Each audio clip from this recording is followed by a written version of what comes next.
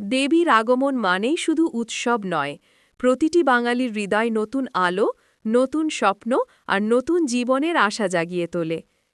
মহালয়ার ভোরের মহিষাসুর মর্দিনী আবৃত্তি থেকে শুরু হয় সেই আবহ, যেখানে অশুভের ওপর শুভের বিজয়ের বার্তা ধ্বনিত হয়।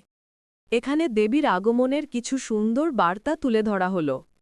অন্ধকার শেষে আলোর সূচনা। মহালয়ার প্রভাত জানান দেয়, যতই অন্ধকার হোক তার শেষে ভোর আসবেই। জীবনের দুঃখ কষ্ট ব্যর্থতা মুছে দিয়ে নতুন শুরুর আলো জ্বলে উঠবে।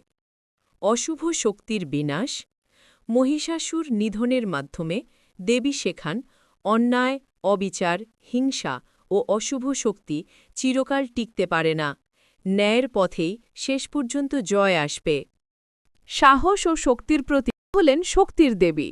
তার আগমন মনে করিয়ে দেয়, প্রতিটি মানুষের মধ্যে এক অদম্য শক্তি আছে, যা দিয়ে জীবনের যে কোনো প্রতিকূলতাকে জয় করা সম্ভব।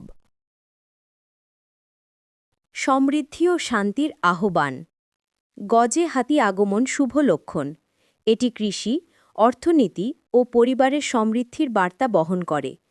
দেবীর আগমন মানেই সুখ শান্তি ও ঐক্যের সম্ভাবনা।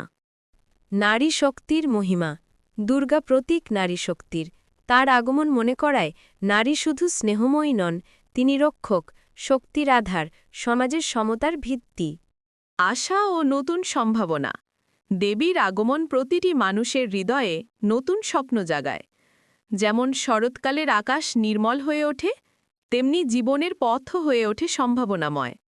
ভক্তি, ভালোবাসা ও মানবতার বার্তা এই যে, শেষ পর্যন্ত দেবীর আগমন মানে ভক্তি, ভালোবাসা, সহানুভূতি আর মানবতাকে জীবনের মূল মন্ত্র করে তোলা।